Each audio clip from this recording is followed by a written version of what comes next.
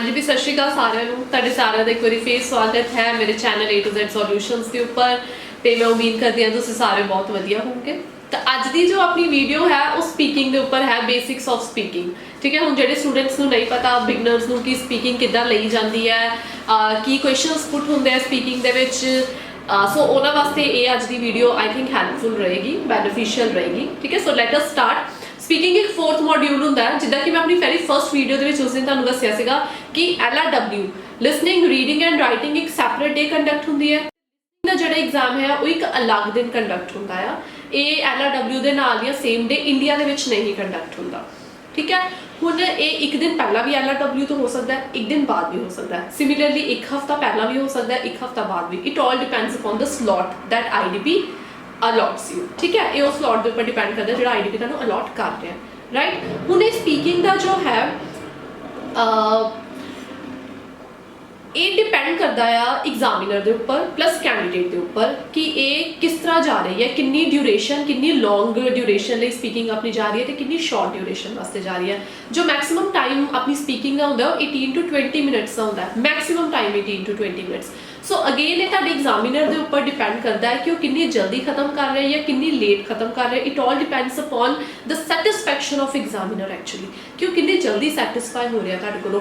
ਅਗਰ ਤਾਂ ਤੁਸੀਂ ਉਹਦੇ ਕੁਐਸਚਨਸ ਦੇ ਆਨਸਰ ਬਹੁਤ ਅੱਛੇ ਤਰੀਕੇ ਦੇ ਨਾਲ ਦੇ ਰਹੇ ਹੋ, ਉਹਨੂੰ ਕ੍ਰਾਸ ਕੁਐਸਚਨਿੰਗ ਕਰਨ ਦੀ ਜ਼ਰੂਰਤ ਨਹੀਂ ਪੈ ਰਹੀ ਹੈ ਤੁਹਾਨੂੰ, ਤਾਂ ਉਹ 10 to 12 ਮਿੰਟਸ ਦੇ ਵਿੱਚ ਵੀ ਤੁਹਾਡੀ ਸਪੀਕਿੰਗ ਖਤਮ ਕਰ ਦੇਗਾ। ਅਗਰ ਉਹਨੂੰ ਬਾਰ-ਬਾਰ cross questioning like Y what ਕਰਨ ਦੀ ਉਹਨੂੰ ਜ਼ਰੂਰਤ ਪੈ ਰਹੀ ਹੈ, ਕ੍ਰਾਸਲੀ ਉਹਨੂੰ ਐਗਜ਼ਾਮਿਨ ਕਰਨ ਦੀ ਜ਼ਰੂਰਤ ਕੈਂਡੀਡੇਟ ਨੂੰ ਪੈ ਰਹੀ ਹੈ, ਤਾਂ ਉਹ 15 to 20 ਮਿੰਟਸ ਦੇ ਵਿੱਚ ਵੀ ਵੇਰੀ ਹੋ ਸਕਦੀ ਹੈ ਤੁਹਾਡੀ ਸਪੀਕਿੰਗ।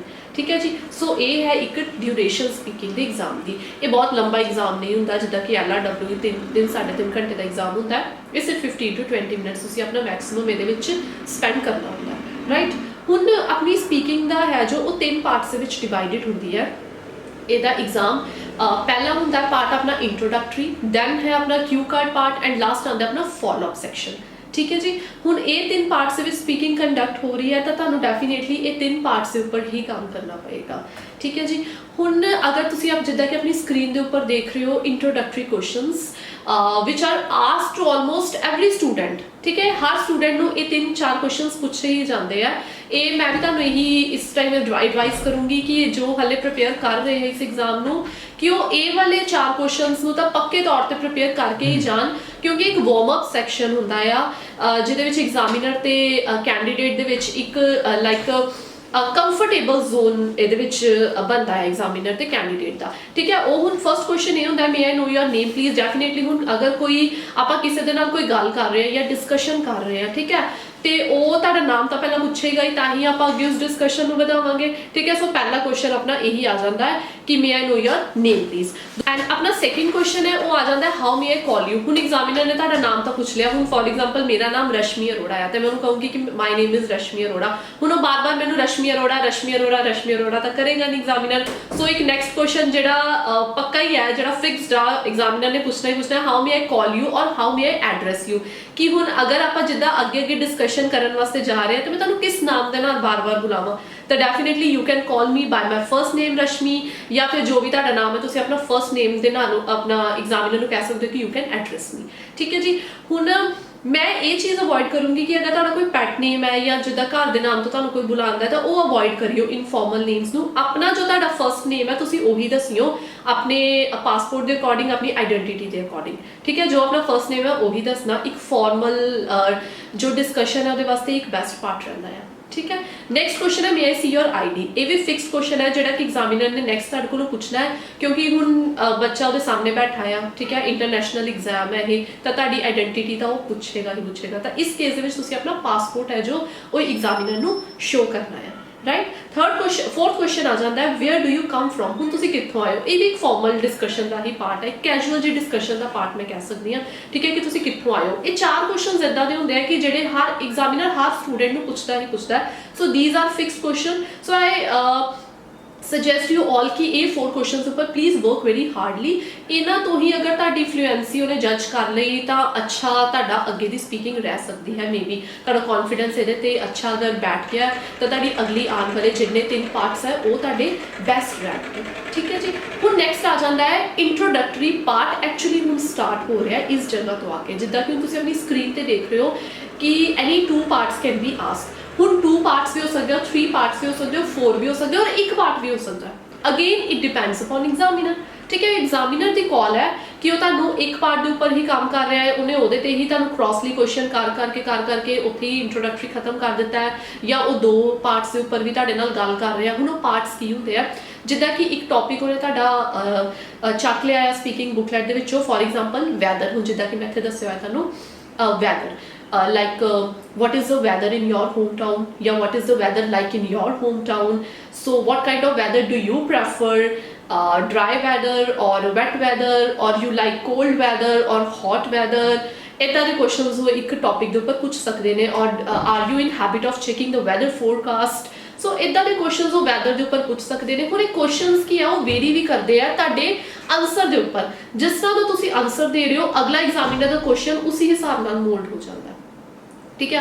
ਹੁਣ ਫੋਰ ਐਗਜ਼ਾਮਪਲ ਉਹਨੇ ਤੁਹਾਡੇ ਕੋਲੋਂ ਕੁਐਸਚਨ ਪੁੱਛਿਆ ਡੂ ਯੂ ਪ੍ਰੈਫਰ ਡਰਾਈ ਔਰ ਵੈਟ ਵੈਦਰ, ਤਾਂ ਸਟੂਡੈਂਟ ਕਹਿ ਰਿਹਾ ਆਈ ਪ੍ਰੈਫਰ ਵੈਟ ਵੈਦਰ। ਉਹਨੇ ਆਪਣਾ ਇੱਥੇ ਹੀ ਖਤਮ ਕਰ ਦਿੱਤਾ। ਹੁਣ ਅੱਗੇ ਉਹਨੇ ਚਾਹੇ ਕੁਐਸਚਨ ਪੁੱਛਣਾ ਹੋਵੇ ਕਿ R you in habit of checking weather forecast, but ਤੁਹਾਡਾ ਆਨਸਰ ਸੁਣ ਕੇ ਉਹਨੇ ਆਪਣਾ ਨੈਕਸਟ ਕੁਐਸਚਨ ਚੇਂਜ ਕਰ ਦਿੱਤਾ। ਉਹਨੇ ਇਹ ਪੁੱਛ ਲਿਆ why you prefer wet weather or dry, ਜੋ ਵੀ ਤੁਸੀਂ ਆਪਣਾ ਆਨਸਰ ਕਿਹਾ ਹੋਏਗਾ। ਠੀਕ ਹੈ। ਸੋ ਐਗਜ਼ਾਮੀਨਰ ਦੇ ਕੁਐਸਚਨਸ ਨੈਕਸਟ ਹੈ ਜੋ ਤੁਹਾਡੇ ਆਨਸਰ ਦੇ ਅਕੋਰਡਿੰਗ ਉਹ ਵੇਰੀ ਕਰਦੇ ਰਹਿੰਦੇ ਆ। ਠੀਕ ਹੈ। ਹੁਣ ਇੱਕ ਤਾਂ ਪਾਰਟ ਫੋਰ ਐਗਜ਼ਾਮਪਲ ਉਹਨੇ ਇਹ ਪੁੱਛ ਲਿਆ।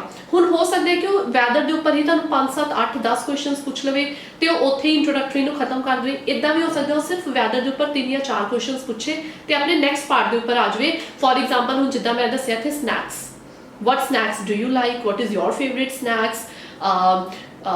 ਹੋਰ ਵੀ ਇਹਦੇ ਤੇ ਕੁਝ ਕੁਐਸਚਨਸ ਉਹ ਪੁੱਛ ਸਕਦੇ ਆ, ਜਿੱਦਾਂ ਕਿ are Indians habitual of having snacks instead of the meals। ਇੱਦਾਂ ਦੇ ਕੁਝ ਵੀ ਕੁਐਸਚਨਸ ਉਹ ਪੁੱਛ ਸਕਦੇ ਆ। ਉਹ ਉਹਨਾਂ ਦੀ ਅਕੋਰਡਿੰਗ ਹੈ ਕਿ ਉਹਨਾਂ ਨੇ ਆਪਣੇ ਕਿਸ ਤਰ੍ਹਾਂ ਦੇ ਕੁਐਸਚਨਸ ਪ੍ਰਿਪੇਅਰ ਕੀਤੇ ਹੋਏ ਆ, ਜਾਂ ਫਿਰ ਜੋ ਸਪੀਕਿੰਗ ਹੈ ਜ਼ਿਆਦਾਤਰ ਉਹ ਮੱਕੜ ਦੀ PDF ਦੇ ਵਿੱਚੋਂ ਹੀ ਆਉਂਦੀ ਹੈ, ਤਾਂ ਉਹਦੇ ਵਿੱਚੋਂ ਜਿਸ ਤਰ੍ਹਾਂ ਦੇ ਵੀ ਕੁਐਸਚਨ ਸਨੈਕਸ ਦੇ ਉੱਪਰ ਹੋਣਗੇ ਤੇ ਉਹ ਤੁਹਾਡੇ ਆ ਸਕਦੇ ਆ। ਤੁਹਾਨੂੰ ਕੁਐਸਚਨਸ ਜਿਹੜੇ ਐਗਜ਼ਾਮੀਨਰ ਪੁੱਛ ਸਕਦਾ ਹੈ। ਠੀਕ ਹੈ। ਇਹ ਹੋ ਗਿਆ ਇੰਟਰੋਡਕਟਰੀ ਪਾਰਟ। ਹੁਣ ਇਹ 3rd ਪਾਰਟ ਵੀ ਪੁੱਛ ਸਕਦਾ ਆ। 3rd ਇਹਦੇ ਵਿੱਚ ਟੌਪਿਕ ਐਡ ਆਨ ਹੋ ਸਕਦਾ ਹੈ ਐਗਜ਼ਾਮੀਨਰ ਦੇ ਉੱਪਰ, ਅਗੇਨ ਉਹੀ ਚੀਜ਼। ਠੀਕ ਹੈ। ਜਾਂ 4th ਵੀ ਹੋ ਸਕਦਾ, ਜਾਂ ਫਿਰ ਉਹ ਇਹਨੂੰ ਇੱਥੇ ਹੀ ਖਤਮ ਕਰ ਸਕਦਾ। ਰਾਈਟ। ਹੁਣ ਨੈਕਸਟ ਆਪਣਾ ਜਿਹੜਾ 2nd ਸੈਕਸ਼ਨ ਆ ਜਾਂਦਾ ਸਪੀਕਿੰਗ ਦਾ, ਉਹ ਹੈ cue card section. Cue card Cue card is like a topic which is given to the student on which student need to prepare for 1 minute and speak over it till the examiner makes you stop। ਹੁਣ till the examiner makes you stop ਦਾ ਕੀ ਮਤਲਬ ਹੈ? ਇਹ ਤਾਂ ਹੋ ਸਕਦਾ examiner ਤੁਹਾਨੂੰ ਚੁੱਪ ਹੀ ਨਾ ਕਰਵਾਵੇ 10 ਮਿੰਟ ਤੱਕ, ਨਹੀਂ, ਇੱਦਾਂ ਦਾ ਕੁਝ ਨਹੀਂ ਹੈ। 1 ਜਾਂ 2 ਮਿੰਟ ਤੱਕ ਤੁਹਾਨੂੰ ਉਹਦੇ ਤੇ ਬੋਲਣਾ ਪੈਂਦਾ ਹੈ। ਹੁਣ ਉਹ 1 ਮਿੰਟ ਤੋਂ ਲੈ ਕੇ 2 ਮਿੰਟ ਦੇ ਵਿੱਚ ਐਗਜ਼ਾਮੀਨਰ ਕਦੋਂ ਤੁਹਾਨੂੰ ਚੁੱਪ ਕਰਵਾਉਂਦਾ ਹੈ, ਇੱਕ ਅਗੇਨ ਐਗਜ਼ਾਮੀਨਰ ਦੀ ਕਾਲ ਹੈ। ਸੋ ਤਾਂ ਹੀ ਕਿਹਾ ਜਾਂਦਾ ਹੈ ਕਿ you need to speak over this topic till the examiner makes you stop, ਕਿ ਜਦੋਂ ਤੱਕ ਤੁਹਾਨੂੰ ਐਗਜ਼ਾਮੀਨਰ ਚੁੱਪ ਨਹੀਂ ਕਰਵਾ ਦਿੰਦਾ। ਠੀਕ ਹੈ। ਉਹ ਹੁਣ 1 ਮਿੰਟ ਤੇ ਵੀ ਕਰਵਾ ਸਕਦਾ ਹੈ, 1 ਮਿੰਟ 20 ਸੈਕਿੰਡ ਤੇ ਵੀ ਕਰਵਾ ਸਕਦਾ ਹੈ, 40 ਤੇ ਵੀ ਕਰਵਾ ਸਕਦਾ ਹੈ, ਜਾਂ ਪੂਰੇ 2 ਮਿੰਟ ਤੇ ਵੀ ਚੁੱਪ ਕਰਵਾ ਸਕਦਾ ਹੈ। ਅਗਰ ਤੁਹਾਡਾ ਟੌਪਿਕ ਬਹੁਤ ਜ਼ਿਆਦਾ ਇੰਟਰਸਟਿੰਗ ਹੈ ਤਾਂ ਡੈਫੀਨੇਟਲੀ ਉਹ 2 ਮਿੰਟ ਤੇ ਵੀ ਜਾ ਸਕਦਾ ਹੈ। ਕੁਛ ਨਹੀਂ ਕਹਿ ਸਕਦੇ। ਜਾਂ ਹੋ ਸਕਦਾ ਅਗਰ ਉਹਨੂੰ ਇਹ ਲੱਗਾ ਹੋਵੇ ਕਿ ਕਿਊ ਕਾਰਡ ਦੇ ਵਿੱਚ ਜਿੰਨੇ ਪਾਰਟਸ ਮੈਂ ਦਿੱਤੇ ਸੀ ਸਟੂਡੈਂਟ ਕਵਰ ਅਪ ਨਹੀਂ ਕਰ ਪਾ ਰਿਹਾ, ਠੀਕ ਹੈ, ਉਹ ਤਾਂ ਵੀ ਤੁਹਾਨੂੰ 2 ਮਿੰਟ ਤੱਕ ਬੁਲਾ ਸਕਦਾ। ਸੋ ਸਾਰਾ ਕੁਝ ਇੱਥੇ ਐਗਜ਼ਾਮੀਨਰ ਦੇ ਉੱਪਰ ਹੀ ਡਿਪੈਂਡ ਹੁੰਦਾ ਹੈ, ਲੇਕਿਨ ਕੁਝ ਪਾਰਟ ਜਿਹੜਾ ਸਟੂਡੈਂਟ ਦੇ ਉੱਪਰ ਵੀ ਹੁੰਦਾ ਹੈ ਕਿ ਉਹ ਐਗਜ਼ਾਮੀਨਰ ਨੂੰ ਕਿੰਨੀ ਜਲਦੀ ਸੈਟਿਸਫਾਈ ਕਰਦਾ ਪਿਆ ਆਪਣੇ ਆਨਸਰਸ ਦੇ ਨਾਲ। ਠੀਕ ਹੈ। ਹੁਣ let's come to the Q card. ਜਿੱਦਾਂ ਤੁਸੀਂ ਆਪਣੀ ਸਕਰੀਨ ਦੇ ਉੱਪਰ ਦੇਖ ਰਹੇ ਹੋ, ਇੱਥੇ ਇੱਕ ਟੌਪਿਕ ਦੀ ਹੈਡਿੰਗ ਲਿਖੀ ਹੋਈ ਹੈ, describe a difficult thing that you did and succeeded. ਇੱਕ ਟੌਪਿਕ ਹੈ ਜੋ ਐਗਜ਼ਾਮੀਨਰ ਨੇ ਕੈਂਡੀਡੇਟ ਨੂੰ ਦੇ ਦਿੱਤਾ ਹੈ। ਠੀਕ ਹੈ। ਹੁਣ ਇਸ ਟੌਪਿਕ ਦੇ ਵਿੱਚ ਤੁਸੀਂ ਬੋਲਣਾ ਕੀ ਹੈ, ਨੀਚੇ 4 ਕਿਊ ਕੁਐਸਚਨਸ ਦਿੱਤੇ ਹੋਏ ਨੇ ਇਹਦੇ। what it was, ਹੁਣ ਕਿਹੜੀ ਡਿਫਿਕਲਟ ਥਿੰਗ ਸੀਗੀ। ਠੀਕ ਹੈ। ਇੱਕ ਤਾਂ ਇਹ ਤੁਸੀਂ ਇਹਦੇ ਵਿੱਚ ਕਵਰ ਅਪ ਕਰਨਾ ਕੁਐਸਚਨ। ਠੀਕ ਹੈ। ਸੈਕਿੰਡ ਕਵਰ ਅਪ ਕਰਨਾ how did you complete it, ਤੁਸੀਂ ਉਹਨੂੰ ਕਿੱਦਾਂ ਕੰਪਲੀਟ ਕੀਤਾ ਸੀ। ਠੀਕ ਹੈ। ਵਾਈ ਇਟ ਵਾਸ ਡਿਫਿਕਲਟ, ਹੁਣ ਉਹ ਡਿਫਿਕਲਟ ਕਿਉਂ ਸੀ, and how you felt about doing it, ਤੁਹਾਨੂੰ ਕਿੱਦਾਂ ਦਾ ਫੀਲ ਹੋਇਆ ਜਦੋਂ ਤੁਸੀਂ ਉਹਨੂੰ ਸਕਸੀਡ ਕਰ ਲਿਆ, ਜਾਂ ਜਦੋਂ ਤੁਸੀਂ ਉਹਨੂੰ ਆਪਣਾ ਫੁੱਲਫਿਲ ਕੀਤਾ ਜਾਂ ਫੁੱਲਫਿਲ ਕਰਨ ਦੇ ਐਫਰਟਸ ਕੀਤੇ। ਠੀਕ ਹੈ। ਸੋ ਇਹ 4 ਕੁਐਸਚਨ ਐਗਜ਼ਾਮੀਨਰ ਚਾਹੁੰਦਾ ਹੈ ਤੁਹਾਡੇ ਕੋਲੋਂ ਕਿ ਇਸ ਕਿਊ ਕਾਰਡ ਦੇ ਵਿੱਚ ਇਹਨੂੰ ਤੁਸੀਂ ਕੰਪਲੀਟ ਕਰੋ। ਠੀਕ ਹੈ ਜੀ। ਸੋ ਇਹ ਇੱਕ ਪੂਰਾ ਕਿਊ ਕਾਰਡ ਦਾ ਪੈਟਰਨ ਹੈ ਇਹਨੂੰ ਕੰਪਲੀਟ ਕਰਨ ਲਈ। ਹੁਣ ਤੁਹਾਡੇ ਕੋਲ ਉੱਥੇ 1 ਮਿੰਟ ਹੋਏਗਾ। ਠੀਕ ਹੈ। ਤੁਹਾਨੂੰ ਕਿਊ ਕਾਰਡ ਵਾਸਤੇ ਇੱਕ ਸਲਿੱਪ ਦੇ ਦਿੱਤੀ ਜਾਏਗੀ ਜਿਹਦੇ ਤੇ ਤੁਹਾਡਾ ਕਿਊ ਕਾਰਡ ਲਿਖਿਆ ਹੋਏਗਾ, ਤੇ ਇੱਕ ਬਲੈਂਕ ਪੇਪਰ ਨਾਲ ਦੇ ਦਿੱਤਾ ਜਾਏਗਾ ਜਿਹਦੇ ਤੇ ਤੁਸੀਂ ਆਪਣੇ ਨੋਟਸ 1 ਮਿੰਟ ਲਈ ਬਣਾ ਸਕਦੇ ਹੋ। ठीक है। वो नोट्स वालों देख के फिर तुसी अपना क्यू कार्ड स्टार्ट कर सकते हो। 1 मिनट तो बाद एग्जामिनर तुहानू उत्थे स्टॉप कर देगा प्रैपरेशन लई ते तुहानू कहेगा हुण तुसी बोलना स्टार्ट करो, ठीक है। Then you have to speak over it, right. ये आ गया मेरा Q card section. Third part जो मेरा थर्ड सैक्शन जो है मेरा वो है फॉलोअप सैक्शन। फॉलोअप सैक्शन ਆਪਾਂ डिस्कशन राउंड भी कहते हैं। Discussion on the Q card, जो क्यू कार्ड विच उन्होंने तुहानू पुछया होएगा ਉਹਦੇ रिलेटेड क्वेश्चंस तुहानू पुछे जाएंगे, ਉਹਦੇ रिलेटेड ਤੁਹਾਡੇ ਨਾਲ ਇੱਕ डिस्कशन होएगी जितों ਤੁਹਾਡੀ की इंग्लिश जज की जाएगी, ठीक है। ਹੁਣ ਜਿੱਦਾਂ ਤੁਸੀਂ ਆਪਣੀ ਸਕਰੀਨ ਦੇ ਉੱਪਰ ਦੇਖ ਰਹੇ ਹੋ, what kind of jobs require people to be confident, ਹੁਣ ਇਦਾਂ ਦਾ ਕੁਝ ਕੁਐਸਚਨ ਤੁਹਾਨੂੰ ਐਗਜ਼ਾਮੀਨਰ ਨੇ ਪੁੱਛ ਲਿਆ। ਜਨਰਲੀ ਕੀ ਹੁੰਦਾ ਵੈਸੇ ਫॉलोअप ਕੁਐਸਚਨਸ ਜਿਹੜੇ ਉਹ क्यू कार्ड ਦੇ ਉੱਪਰ ਬੇਸਡ ਹੁੰਦੇ ਨੇ कि क्यू कार्ड ਦੇ ਵਿੱਚੋਂ ਵੀ ਐਗਜ਼ਾਮੀਨਰ ਜਿਹੜਾ ਤੁਹਾਨੂੰ ਕੁਐਸਚਨਸ ਉਹਦੇ ਰਿਲੇਟਡ ਪੁੱਛ ਸਕਦਾ ਆ, ਠੀਕ ਹੈ।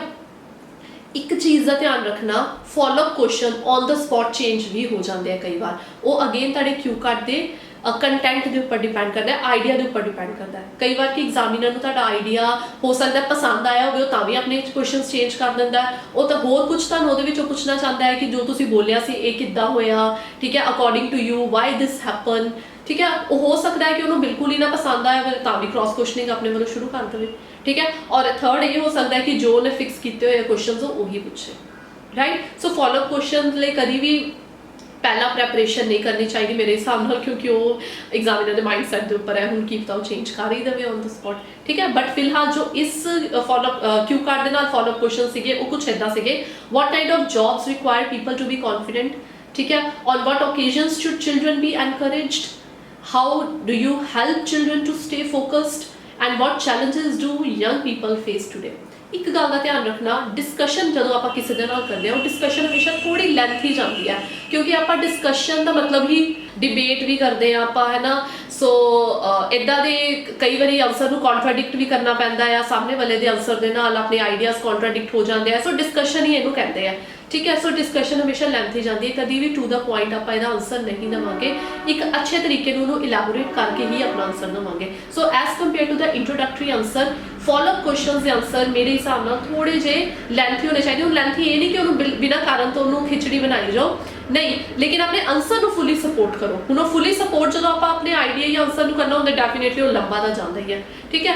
सो मेरे हिसाब नाल थोड़ा जिहा इस चीज़ के उपर तुहानूं ध्यान देना चाहिए। ये सीगा स्पीकिंग का पूरा exam, I must say here कि 3 पार्ट्स विच एग्जाम आंदा है, ठीक है। तो इदा का ही कुछ तुहानूं उत्थे पेपर दे विच भी पूछा जाएगा, कुछ बाहरों कुछ मतलब अलग तो नहीं पूछा जाता, इस तरह का ही एक पैटर्न रहता है स्पीकिंग का। हुण अगे आ जाओ स्पीकिंग की इवैल्यूएशन क्राइटेरिया, जिद्दां कि आप उस दिन राइटिंग का इवैल्यूएशन क्राइटेरिया डिस्कस किया सीगा कि राइटिंग है जो किहड़े पार्ट्स के उपर चैक हुंदी है, किहड़े क्राइटेरियाज उपर चैक हुंदी है, इदां ही स्पीकिंग भी क्राइटेरियाज उपर चैक हुंदी है, ठीक है। वो हुण किहड़े 4 क्राइटेरियाज ने जिन्हां दे उपर स्पीकिंग चैक हुंदी है। Look at your screen please. 4 assessment criteria for IELTS speaking.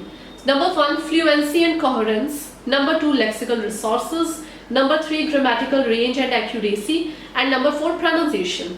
Right? ਹੁਣ fluency and coherence, ਇਹਨਾਂ ਵਿੱਚੋਂ ਕੁਝ 4 ਪਾਰਟਸ ਦੇ ਵਿੱਚੋਂ ਤਾਂ ਆਪਾਂ ਸੁਨੇ ਪਾਰਟ ਲੱਗਦੇ, ਕਿਉਂਕਿ ਆਪਾਂ ਰਾਈਟਿੰਗ ਦੀ ਆਲਰੇਡੀ ਇਹਦੇ ਤੇ ਡਿਸਕਸ਼ਨ ਕਰ ਚੁੱਕੇ ਹੋਏ ਆ, ਕੁਝ ਰਾਈਟਿੰਗ ਦੇ ਵਿੱਚੋਂ ਹੀ ਮਿਲਦੇ ਜੁਲਦੇ ਨੇ, ਠੀਕ ਹੈ। ਫਸਟ ਪਾਰਟ ਹੈ fluency and coherence। ਹੁਣ fluency ਡੈਫੀਨੇਟਲੀ ਤੁਸੀਂ ਕਿੰਨੀ fluently ਬੋਲ ਰਹੇ ਆ। एक गल का ध्यान रखना, स्पीड ते फ्लुएंसी दे विच बहुत फर्क होता है। एक तो होता है कि आप बहुत तेज़ बोल रहे हो, वो फ्लुएंसी दे विच काउंट नहीं होता। फ्लुएंसी होती कि बिना अटके तुसी कोई चीज़ को बोल रहे हो, बिना पॉजेज लाए, ठीक है जी। हुण जिद्दां मैं एक वीडियो बना रही हाँ, मैं बहुता फास्ट भी नहीं बोल रही तो मैं बहुता स्लो भी नहीं बोल रही हाँ, ठीक है। एक मैं फ्लुएंसी दे विच बोल रही हाँ। सो इदां दी ही फ्लुएंसी एग्जामिनर भी तुहाडे कोलों एक्सपैक्ट करते हैं, राइट। अगे आ जाता है कोहरेंस। ये सेम राइटिंग वाली कोहरेंस ही है कि एक स्ट्रक्चर दे विच आपां एक लाइक एक साडा लिंक बनया हुआ है सेंटेंसेस का। आपां ये तो नहीं है कि अपने आंसर देंदे देंदे उस तो डाइवर्ट हो गया तो आप कोई होर ही टॉपिक स्टार्ट कर लिया। कई बार इदा होंदा है डिस्कशन जो आप किसी दे नाल करदे आ ते टॉपिक कुछ चल रहा होंदा है, लेकिन आप डिस्कशन किसी होर वाल डाइवर्ट कर लैंदे आ, वो इत्थे ये चीज़ आप नहीं करनी है, ठीक है। सो ये चीज़ काउंट होंदी है अपने उत्थे, राइट। सैकेंड अपना आ जाता है लैक्सिकल रिसोर्सिस। हुण जिद्दां कि आपां राइटिंग दे विच डिस्कस किया सी lexical resources, again wide range of vocab, ठीक है। इहदे विच भी वाइड रेंज ऑफ वोकैब, अच्छे वर्ड्स का मतलब यूज़ करना, it's very important in order to score good bands, right. Next आ जाता है grammatical range and accuracy. Again grammatical range की है, एक्यूरेसी की है, वो तुहानूं बैटर पता है। अगर किसी ने मेरी वीडियो स्किप कर दी है तो नीचे लिंक दिता हुआ है मैं राइटिंग के इवैल्यूएशन क्राइटेरिया का, उत्थे एक बार जाके प्लीज़ अपना क्राइटेरिया तुसीं चैक कर सकते हो, मैं उहदे च की एक्सप्लेन किया हुआ है। ठीक है। सो ग्रामैटिकल रेंज किद्दां दे सेंटेंसेस तुसीं यूज़ कर रहे हो, ठीक है, एंड तुहाडी एक्यूरेसी है ग्रामर दे विच कि नहीं है, right. Last but not least pronunciation, तुहाडी वर्ड्स दी प्रोनाउंसिएशन किद्दां दी है, ठीक है। हुण तुसीं वॉज बोल रहे हो कि वाज बोल रहे हो, ये हुण तुहाडे ते है। ज़्यादातर पंजाबियां दी आदत हुंदी है कि आपां थोड़ा जिहा वर्ड्स नूं ना घुमा फिरा के बोलदे हो, ठीक है। सो ये चीज़ उत्थे बहुत जज होंदी है, ठीक है, कि आपां प्रोनाउंसिएशन किसी वर्ड की किस तरह दी कर रहे हैं, ठीक है। हुण प्रोनाउंसिएशन भी कई लोग प्रोनाउंसिएशन भी कहते हैं, ठीक है। ये अगेन वो वर्ड्स की स्पीकिंग के ऊपर डिपेंड है कि आप किस तरह उस वर्ड को रिप्रजेंट कर रहे हैं as per the British speaker, ठीक है। ये आ गई अपनी writing the sorry speaking the evaluation criteria, ठीक है। सो ये सी मेरी स्पीकिंग का अज बिगनर्स वास्ते ये पार्ट, ठीक है। हुण नैक्सट वीडियो दे विच मैं एक लाइव स्पीकिंग सैशन लैके आऊँगी, लाइव नहीं मैं कह सकती रिकॉर्डिड होएगा, लेकिन वो मैं फेस टू फेस स्टूडेंट की स्पीकिंग लैके एक वीडियो अपलोड करूँगी जिहदे विच स्टूडेंट्स को पता लग जाएगा कि आप एग्जामिनेशन हॉल दे विच जदों जाते हैं एग्जामिनर के सामने असीं बैठते हैं तो जिहड़ी किद्दां स्पीकिंग उत्थे हुंदी है कि कुछ कंडक्ट किया जाता है उस स्पीकिंग दे विच, ठीक है। सो एक चीज़ मैं दसना भुल गई, ये बिगनर्स वास्ते है, उन्होंने वास्ते ने जो ऑलरेडी प्रिपेयर कर रहे हैं या ऑलरेडी एक बार एग्जाम दे चुके हैं, ये पार्ट उन्होंने वास्ते है।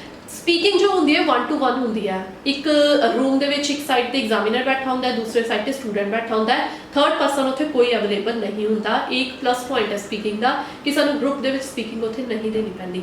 सो प्लीज़ अपने कॉन्फिडेंस को मेनटेन करके रखो, क्योंकि कॉन्फिडेंस ज़्यादातर उत्थे ही लो होंगे जिथे आप ग्रुप के बोलना हो, किसी के सामने बोलना हो, कई स्टूडेंट्स में प्रॉब्लम आती है। सो मेरे हिसाब नाल इत्थे कॉन्फिडेंस थोड़ा जिहा तुसीं अपना बना के चलियो, क्योंकि इन्नी ज़्यादा प्रॉब्लम आनी नहीं चाहिए, क्योंकि उत्थे सिर्फ एक ही बंदा अवेलेबल है जिहड़ा कि एग्जामिनर है, जिन्होंने असीं अपनी स्पीकिंग देनी है, अपने आप को प्रेजेंट करना असीं, ठीक है। So thank you so much, this was my speaking session. Very soon I am coming with the new video of recorded speaking. Thank you, bye bye.